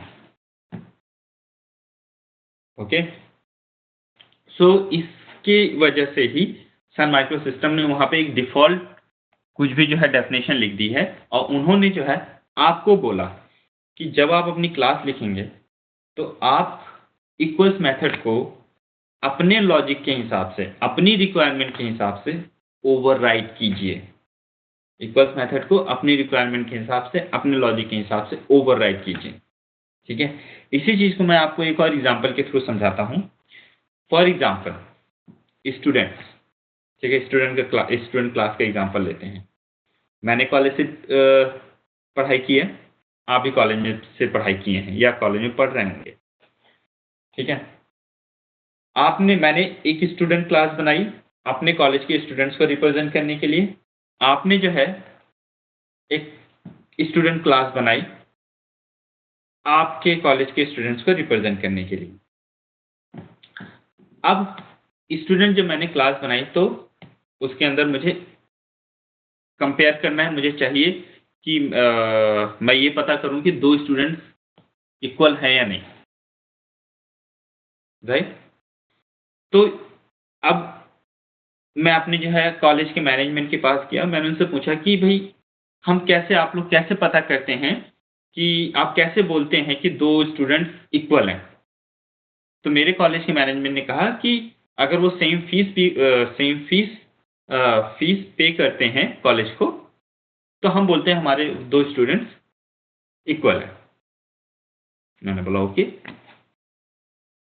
लेकिन जब आप अपने कॉलेज के स्टूडेंट्स को रिप्रेजेंट करने के लिए स्टूडेंट क्लास बना रहे थे तो आपके कॉलेज के मैनेजमेंट ने या आपके कॉलेज के प्रिंसिपल ने बोला कि अगर दो स्टूडेंट्स के सेमेस्टर के मार्क्स इक्वल हैं तब हम उनको इक्वल कहेंगे। सेमेस्टर के मार्क्स अगर इक्वल हैं तब हम उनको इक्वल कहेंगे। दैट मीन्स क्लास सेम है बट उनके इक्वल होने का जो क्राइटेरिया है देखिए वो अलग अलग है। तो जब मैं इक्वल्स मेथड ओवरराइड करूंगा, ठीक है, तो मैं इक्वल्स मेथड के अंदर ऐसा लॉजिक लिखूंगा, ऐसा कोड लिखूंगा जो किसके ऊपर कंपैरिजन करेगा? फीस के ऊपर, फी के ऊपर, फी इंस्टांस वेरिएबल के ऊपर। बट जब आप अपनी क्लास के लिए स्टूडेंट क्लास डिफाइन करेंगे और उसके अंदर इक्वल्स मेथड को ओवरराइड करेंगे तो आप कौन से वेरिएबल के ऊपर जो है ओवरराइड करेंगे? आप ओवरराइड करेंगे मार्क्स के ऊपर। ओके, और देखिए हर एक क्लास का इक्वल होने का जो पैरामीटर है वो डिफरेंट है। आप आर्मी स्कूल में चले जाइए तो आर्मी आपको बोलेगी कि अगर स्टूडेंट्स की हाइट सेम है तब हम बोलते हैं कि स्टूडेंट्स इक्वल हैं। हमें उनके मार्क्स से मतलब नहीं, हमें वो क्या फीस पे करते हैं हमें उससे मतलब नहीं। तो आप बताइए, सन मार्किंग सिस्टम ऐसी कोई डेफिनेशन नहीं लिख सकता था, राइट? वो सारी दुनिया के लिए तो सब कुछ नहीं सोच सकते हैं। सो उन्होंने एक डिफॉल्ट डेफिनेशन वहां पे लिख दी है। अब यहाँ पे आइए और यहाँ पे हम जो इक्वल्स मेथड को ओवरराइड करते हैं।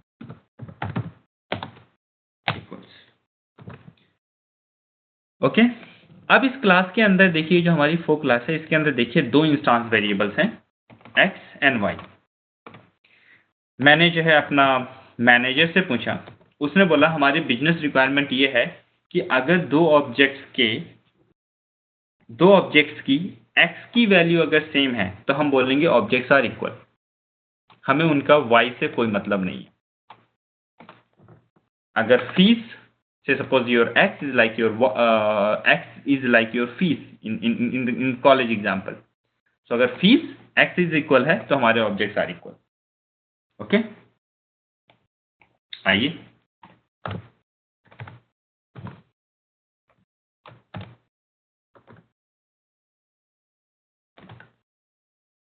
सो मैं यहां पे करूंगा this dot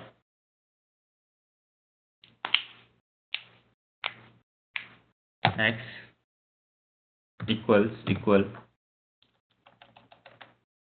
if this dot equal obj dot x return true, else return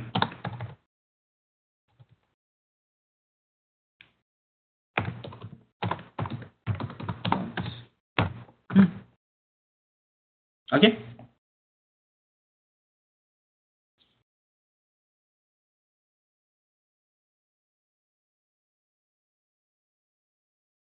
okay but यहाँ पे देखिए कुछ एरर आ रहा है, आपका कंपाइलर एरर दे रहा है कुछ। देखते हैं क्या एरर दे रहा है। वो क्या बोल रहा है, z oops why is z it should be x actually। अभी भी एरर दे रहा है, अभी तो मैंने z हटा दिया वहां से, अभी क्यों एरर दे रहा है, तो देखना पड़ेगा थोड़ा। किसी को है कोई आइडिया? देखते हैं क्या एरर दे रहा है। एरर है आपका x cannot be resolved or is not a field। oh my god, बोल रहा है x cannot be resolved or is not a field। ऐसा क्यों दोस्तों? आपको मैंने बताया है, आपका कंपाइलर हमेशा हमेशा कहां जाएगा, कहां जाएगा, रेफरेंस जिस टाइप का है। इस केस में ओबीजे किस टाइप का है, ऑब्जेक्ट टाइप का है, तो आपका कंपाइलर कहां गया, ऑब्जेक्ट क्लास के अंदर। अगर एक्चुअल में ऑब्जेक्ट क्लास के अंदर कोई x नाम से वेरिएबल डिक्लेयर नहीं, इस वजह से वो क्या दे रहा है, कंपाइल टाइम एरर, उसको x नहीं मिल रहा है यहाँ पे, राइट। बट दिस के अंदर उसको x मिल गया है। रीजन क्या है, इसका रीजन भी मैं आपको बता चुका हूं कि दिस हमेशा जो है किस टाइप का होता है, जिस क्लास के अंदर आप उस दिस को यूज करना चाह रहे हैं। तो यहाँ पर जो ये दिस जो है ये किस टाइप का है, फू टाइप का है। तो कंपाइलर को यहाँ पे दिस के अंदर, क्योंकि ये दिस फू टाइप का है इसलिए उसको इसके अंदर x मिल रहा है, सो कोई प्रॉब्लम नहीं। बट अब इसका क्या करें, ये तो बहुत ही गलत है। अब गलत क्यों है, क्योंकि ये जो आपका ओबीजे है, ये जो इक्वल्स मेथड, आप देखिए जब मैं इस इक्वल्स मेथड को कॉल करूंगा तो इसके अंदर मैं f2 पास करूंगा, राइट। अब ये जो मेरा f2 है ये किस टाइप का है, फू टाइप का। कहने का क्या मतलब है, ये f2 जो है रन टाइम पर, ओके, रन टाइम पर किसके ऑब्जेक्ट को पॉइंट कर रहा होगा, फू के ऑब्जेक्ट को, फू के ऑब्जेक्ट को पॉइंट कर रहा होगा। यानी ये जो ओबीजे है, अगर आपको याद नहीं आ रहा तो वीडियो को रिवाइंड कीजिए, देखिए रन टाइम पर ये जो ओबीजे है ये किस ऑब्जेक्ट को पॉइंट करेगा, फू क्लास के ऑब्जेक्ट को ही पॉइंट कर रहा होगा। यानी रन टाइम पर ये जो ओबीजे जिस ऑब्जेक्ट को पॉइंट करेगा उसके अंदर x होगा, इंफॉर्मेशन अवेलेबल होगी। बट क्योंकि मेरा कंपाइलर हमेशा रेफरेंस टाइप पर चीजों को वैलिडेट करता है, वो मुझे इसकी परमिशन नहीं दे रहा है।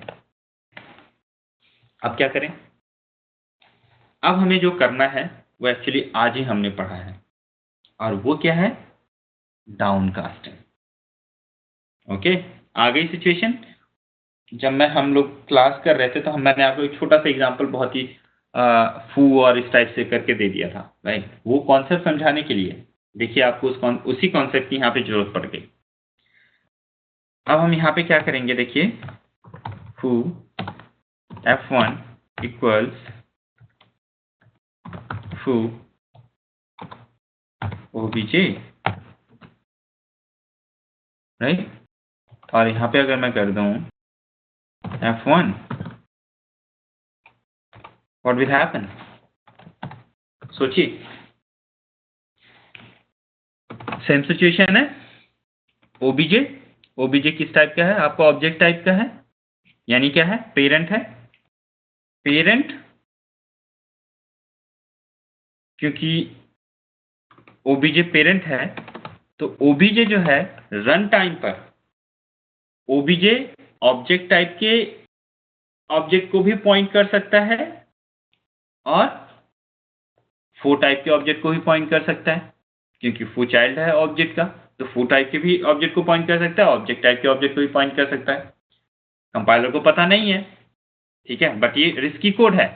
अगर आप इसको जो है बिना फोर्स लगाए, बिना कमिटमेंट किए हुए करने की कोशिश करेंगे तो आपको कंपाइलर एरर देगा आपको। और आपका कंपाइलर आपको एरर क्यों दे रहा है? एरर इसलिए दे रहा है क्योंकि जावा के अंदर पेरेंट क्लास के ऑब्जेक्ट को आप चाइल्ड क्लास के रेफरेंस में असाइन नहीं कर सकते हैं। बट आपने क्या बोला? अब आप बोलेंगे हाँ हाँ मुझे मालूम है, I know that, right, but मैं गारंटी ले रहा हूं कि ये रिस्की कोड है, बट मैं उस रिस्क को लेने को तैयार हूं। मुझे मालूम है कि रन टाइम पे ऑब्जेक्ट किसको पॉइंट करेगा। तो आपने गारंटी ले ली, आपकी कंपाइलर ने इस स्टेटमेंट को कंपाइल कर दिया। फिर आप देखिए f1.x, ओके, आप देखिए इस प्रोग्राम को हम रन करते हैं तो क्या होगा।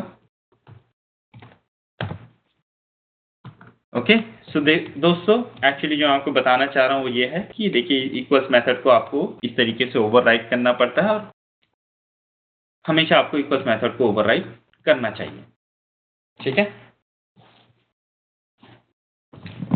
सो अभी देखिए हम इसको रन करते हैं तो क्या होगा।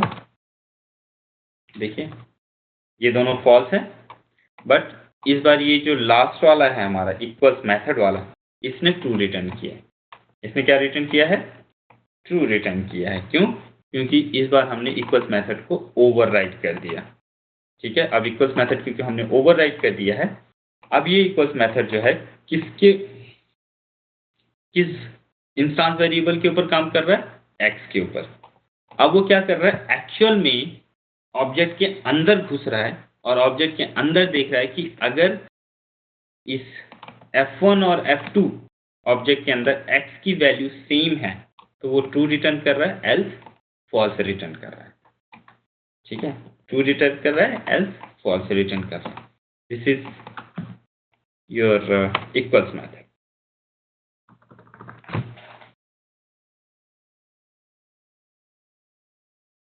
ओके। आई होप कि आपको समझ में आया होगा। और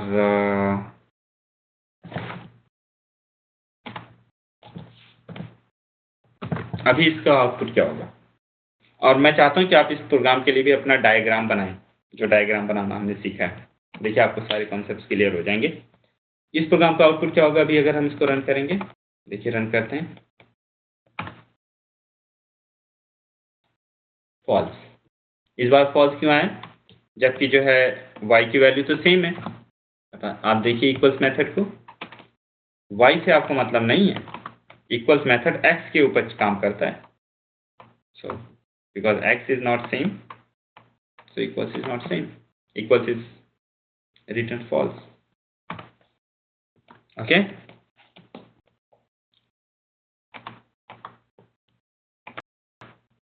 ओके, सो अब जो है हम ऑब्जेक्ट क्लास के अंदर ऑब्जेक्ट क्लास के बारे में हम पढ़ रहे हैं। तो यहाँ पे मैं आपको जो है एक और चीज बताना चाहूँगा, और वो क्या है आपका टोस्टिंग मेथड।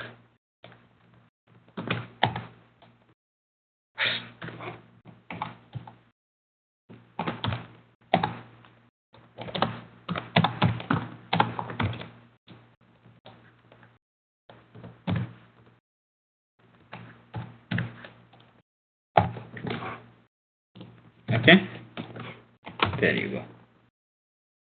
देखते हैं, ये देखिए ये कुछ तो प्रिंट हो गया यहाँ पर। अभी एक और काम करता हूँ, so f1 dot to string. फिर से आप देखिए आपने f1 को F1 के ऊपर देखिए मैंने टूस्ट्रिंग मेथड को कॉल किया है, बट अगर आप ध्यान दें तो F1 किस टाइप का है? फू टाइप का है। फू क्लास के अंदर कोई भी स्ट्रिंग मेथड नहीं है। सो इक्वल्स मेथड, ये टूस्ट्रिंग मेथड दोस्तों कहाँ से आ रहा है? Yes, you are right. To string method आपका कहाँ से आ रहा है? ऑब्जेक्ट क्लास से आ रहा है। Very good. सो अब हमें देखना पड़ेगा कि ये आउटपुट क्यों आया है। ये अगर आपको जानना है तो ये आपको जो है टूस्ट्रिंग मेथड के अंदर जाना पड़ेगा देखने के लिए। ऑब्जेक्ट क्लास के अंदर देखिए ऊपर लिखा हुआ ऑब्जेक्ट क्लास, ये आपका टूस्ट्रिंग मेथड है। और टूस्ट्रिंग मेथड क्या रिटर्न कर रहा है? देखिए return get class dot get name, means class का नेम रिटर्न कर रहा है। फिर कॉन्कैटिनेट किया गया है @ साइन को। इसके बाद जो आपकी क्लास का आपकी ऑब्जेक्ट का आपके ऑब्जेक्ट का जो हैश कोड है, ओके, उसको हेक्स स्ट्रिंग के अंदर ट्रांसलेट किया गया है, कन्वर्ट किया गया है और उसको कॉन्कैटिनेट करके आपको रिटर्न किया गया। सो हेक्स इस क्लास नेम @ यहाँ पे आपको दिखाई दे रहा है क्लास नेम @ और जो आपका हैश कोड, आपके ऑब्जेक्ट का जो हैश कोड है उसको हेक्साडेसिमल में कन्वर्ट करके वो अपेंड करके आपको दिया गया है। अब हैश कोड क्या है वो हम लोग आगे जाके देखेंगे, बट यहाँ पे जो हमारा डिस्कशन है वो हमारा टूस्ट्रिंग मेथड के बारे में है। सो टूस्ट्रिंग मेथड का फिर क्या एडवांटेज है, इसके यहाँ पे रहने का क्या मतलब होता है, राइट? तो इसके रहने का जो मतलब है दोस्तों वो ये है कि जब सन माइक्रोसिस्टम ने ऑब्जेक्ट क्लास के अंदर सबसे पहले टूस्ट्रिंग मेथड बनाया तो उसके पीछे उनका जो मोटिवेशन था वो ये था कि टूस्ट्रिंग मेथड जो आपका ऑब्जेक्ट है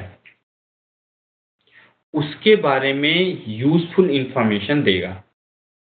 यही रीजन है कि जब आप ऑब्जेक्ट को प्रिंट करते हैं, ठीक है, तो आपका देखिए ये जो प्रिंटलन मेथड है ये इवेंचुअली उसके टूस्ट्रिंग मेथड को ही कॉल कर रहा है। ऑब्जेक्ट को जब आप प्रिंट कर रहे हैं तो वो उसके टूस्ट्रिंग मेथड को ही कॉल कर देता है, ओके, और टूस्ट्रिंग मेथड को कॉल करेंगे तो वही प्रिंट होगा बेसिकली। इसलिए मैंने ये दो स्टेटमेंट्स यहाँ पे लिखी हैं। सो इस केस में भी एक्चुअली उसका टूस्ट्रिंग मेथड ही कॉल हो रहा है जब आप ऑब्जेक्ट को प्रिंट करते हैं तो, क्योंकि जब आप ऑब्जेक्ट को प्रिंट कर रहे हैं तो एक्चुअली आप उससे पूछ रहे हैं भाई बताओ तुम कौन हो, तो आपका ऑब्जेक्ट ये बताने के लिए कि मैं कौन हूं टूस्ट्रिंग मेथड को कॉल कर लेता है। बट बाय डिफॉल्ट जो आपका टूस्ट्रिंग मेथड है वो कुछ ऐसी खास इंफॉर्मेशन देता नहीं है, ऑब्जेक्ट का जो है यूज इंफॉर्मेशन नहीं देता है। अब जैसे कोई स्टूडेंट है, ठीक है, कोई स्टूडेंट ऑब्जेक्ट है, मैं स्टूडेंट ऑब्जेक्ट से के ऊपर अगर टूस्ट्रिंग मेथड को कॉल करूं तो मैं जानना चाहता हूं उसके बारे में उसकी specific information.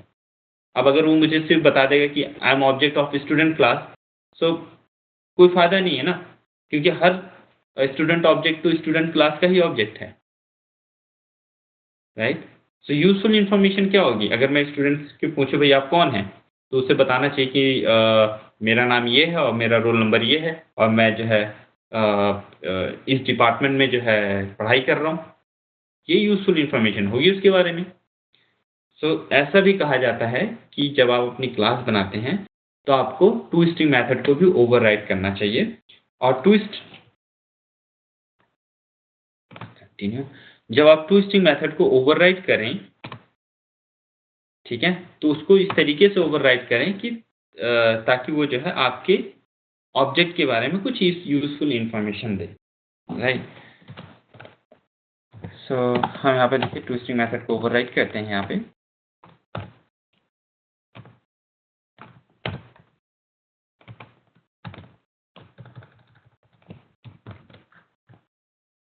my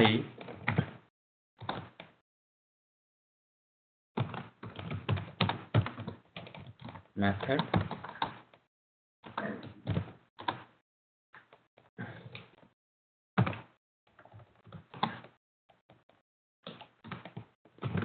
something like this, जो भी आपको जो है तो समझ में आए। सो आई होप सो आपको कॉन्सेप्ट समझ में आया होगा एटलीस्ट।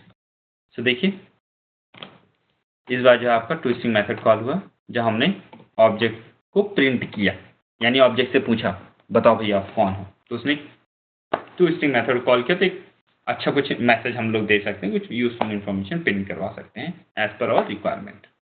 ओके, सो ये आपका टू स्ट्रिंग मेथड, और टू स्ट्रिंग मेथड को आपको ओवरराइड करना चाहिए।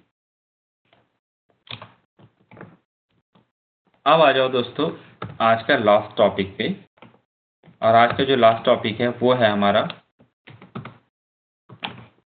Advantage of overloading. ठीक है, ओवरलोडिंग का एडवांटेज क्या है, और ये इंटरव्यूज में बहुत बार पूछा जाता है और एक्सपीरियंस पर भी पूछा जाता है, और बहुत सारे लोग कंफ्यूज हो जाते हैं और वो कुछ अजीब से ही एग्जाम्पल देने लगते हैं। कोई एनिमल्स का एग्जाम्पल देता है, कोई डॉग का देता है, कोई कार का देता है, लाइक दैट। आपको देने की जरूरत नहीं है,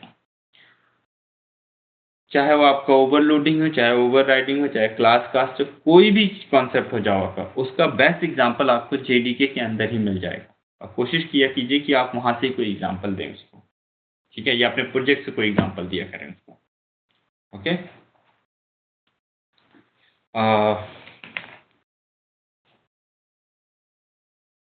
सो ओवरलोडिंग का जो एडवांटेज है वो ये होता है कि ओवरलोडिंग आपको एक ही नेम स्पेस के अंदर मल्टीपल फंक्शनैलिटीज करने का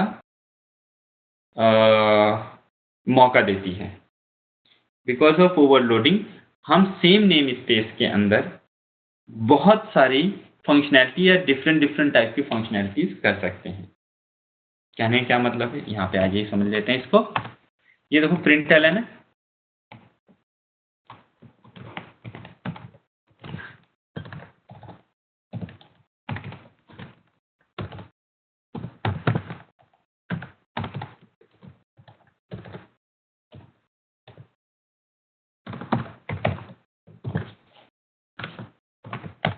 ये क्या है, आप देखो ये प्रिंटलन है। ये प्रिंटलन मेथड के अंदर एक बार मैंने ऑब्जेक्ट पास कर दिया, ये प्रिंटलन के अंदर जो है मैंने एक इंटीजर पास कर दिया, प्रिंटलन के अंदर ये मैंने एक फ्लोट पास कर दिया, ये स्ट्रिंग मैंने पास कर दिया। ये कैसा मेथड है, आपने कभी देखा है ऐसा कोई मेथड, या अभी तक हमने पढ़ा है ऐसी कोई चीज कि हम एक मेथड बनाएं, मतलब इट्स लाइक कि ये इक्वल्स मेथड है, इसके अंदर मैं कुछ एक ऐसी चीज लिख दूं जो हर चीज को एक्सेप्ट कर ले, एरे भी एक्सेप्ट कर ले, इंटीजर भी एक्सेप्ट कर ले, फ्लोट भी एक्सेप्ट कर ले, स्ट्रिंग भी एक्सेप्ट कर ले, और कोई ऑब्जेक्ट भी एक्सेप्ट कर ले। है ऐसा कोई पैरामीटर अभी तक पढ़ा है मैंने आपको, या आपने कोई पढ़ा है? नहीं पढ़ा है, राइट। और ऐसा कोई पैरामीटर एक्चुअली होता नहीं है। अब अगर ऐसा कोई पैरामीटर होता नहीं है तो ये प्रिंटलन के अंदर क्या हो रहा है, हाउ इट इज पॉसिबल? आपने कभी सोचा? नहीं सोचा तो देखिए,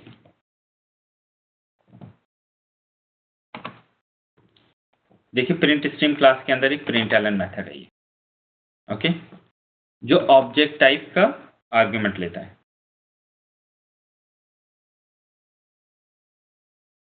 एक और प्रिंटलन मेथड है जो स्ट्रिंग टाइप आर्गुमेंट ले रहा है। एक और प्रिंटलन मेथड है जो कैरेक्टर एरे आर्गुमेंट ले रहा है। एक और प्रिंटलन मेथड है जो डबल टाइप का आर्गुमेंट ले रहा है। एक और प्रिंटलन मेथड है जो फ्लोट टाइप का आर्गुमेंट लेता है। आई होप अभी तक आपको समझ में आ गया होगा मैं क्या बोलना चाह रहा हूँ। मैं आपको ये बोलना चाह रहा हूँ कि इस प्रिंट स्ट्रीम क्लास के अंदर प्रिंटलन मेथड को ओवरराइड किया गया है, ओवरलोड किया गया है। इस प्रिंट स्ट्रीम क्लास के अंदर इस प्रिंटलन मेथड को ओवरलोड किया गया है। अब क्योंकि इसको ओवरलोड किया गया है, इसका एडवांटेज मुझे क्या मिला यार, आज तक आपको क्या मिला? आपको कुछ भी प्रिंट करना होता है, आप धमाक से जो है प्रिंटलन मेथड को कॉल कर देते हो। आप ये नहीं सोचते कि मैं इसके अंदर क्या आर्ग्यूमेंट पास कर रहा हूँ। ईजी था ना आज तक आपकी लाइफ। ये एडवांटेज आपका ओवरलोडिंग का। अब यहीं पे अगर आपका जो है ओवरलोडिंग जैसा फीचर नहीं होता तो क्या होता, आपके पास बहुत सारे मेथड होते, println string, println integer, println float, println character, println Boolean. तो आपको बहुत सारे मेथड्स के नेम याद रखने पड़ते, पर ऐसा आपको नहीं करना पड़ता। रीजन क्या है? वी हैव और ओवरलोडिंग, और हमें पता है कि अब ओवरलोडिंग क्या होता है, कैसे यूज़ करना है, तो हम इसको यूज़ कर सकते हैं। ओके, सो दोस्तों आज के लिए इतना काफ़ी है। अब नेक्स्ट क्लास में फिर से मिलेंगे। चलिए, थैंक यू, बाय बाय।